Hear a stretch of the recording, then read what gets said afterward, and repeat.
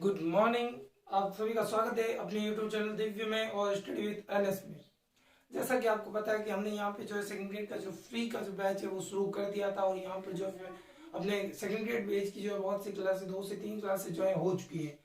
हमने हिंदी भाषा का जो है संक्षिप्त परिचय जो था वो सबसे पहले किया, उसके बाद शब्दों का वर्गीकरण कितने भागों में हुआ है जैसे वो हमने कल किया था कि उसके 4 भाग थे, तत्सम और फिर उत्पत्ति के आधार पर, व्युत्पत्ति के आधार पर, व्याकरण के आधार पर, इस प्रकार से 4 उनके जो है भाग हमने किए थे। आज हम जो है उत्पत्ति के आधार पर जितने भेद हैं उनकी जो है विस्तृत रूप से जो है चर्चा करेंगे। जैसा कि आपको पता ही होगा उत्पत्ति के आधार पर हमने कल 4 भेद जो थे इसके देखे थे। एक तो था तत्सम, तद्भव, देशज और विदेशी शब्दों का। तो सबसे पहले आइए जानते हैं तत्सम शब्दों के बारे में। तो तत्सम शब्दों की बात की जाए तो तत्सम शब्दों में ये जो रूप है उत्पत्ति के आधार पर बताए गए हैं। उत्पत्ति के आधार पर 4 भाग किए गए हैं, जिसमें से प्रथम जो भाग है वो क्या है?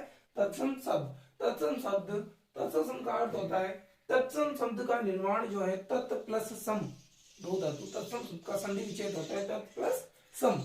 इससे जो हुआ है जिसका शाब्दिक जो अर्थ है वो होता है संस्कृत में सम्मान या संस्कृत के सम्मान।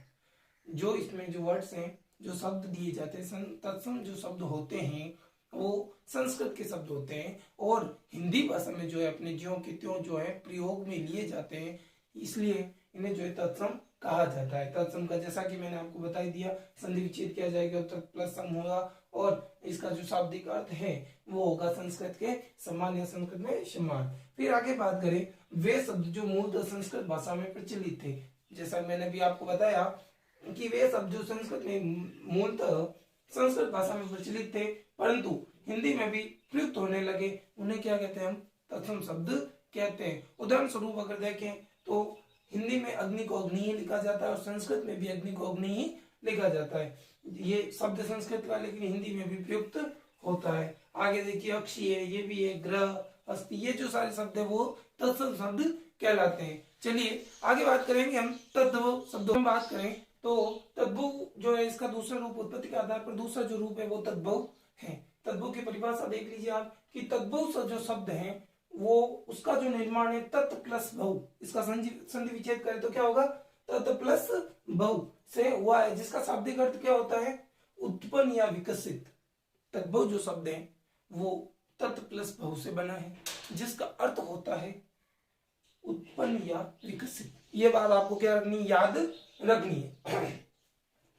आगे बात करें अगर हम तो अगर सिंपल सी परिभाषा की बात कर ली जाए तो वे शब्द जो संस्कृत भाषा में प्रचलित शब्दों यानी कि संस्कृत भाषा में जो प्रचलित शब्द हैं वो तत्सम शब्दों से विकृत या बिगड़कर हिंदी भाषा में जो प्रचलित हो गए उन्हें क्या हम कहते हैं? तद्भव शब्द कहते हैं। उदाहरण देखिए अगर हम तो उदाहरण के अनुसार जैसे हमने पहले पढ़ा था तत्सम शब्दों में जो थे कौन सा शब्द था? अग्नि। अग्नि का अगर तद्भव बनाया जाए तो अग्नि का जो तद्भव है वो आग होगा। अक्षी, अक्षी आंख को कहा जाता है, संस्कृत भाषा में आंख को अक्षी कहते हैं और इसका प्रयोग हिंदी में भी अक्षी के रूप में ही होता है, लेकिन बिगड़ा हुआ रूप जो है इसका आंख कहा जाता है जो कि तद्भव कहलाता है। तो इसका आंख जो एक तद्भव शब्द है। उसके बाद हस्ती, हस्ती जो कि तत्सम शब्द है और इसका जो है तद्भव जो होगा वो हाथी होगा।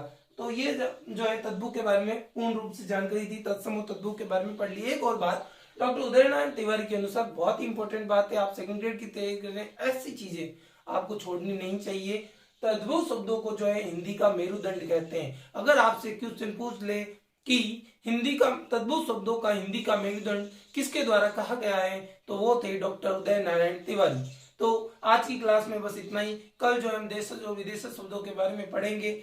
आज हम फिर मिलेंगे एक नई वीडियो के साथ, तब तक के लिए धन्यवाद। Thank you, bye.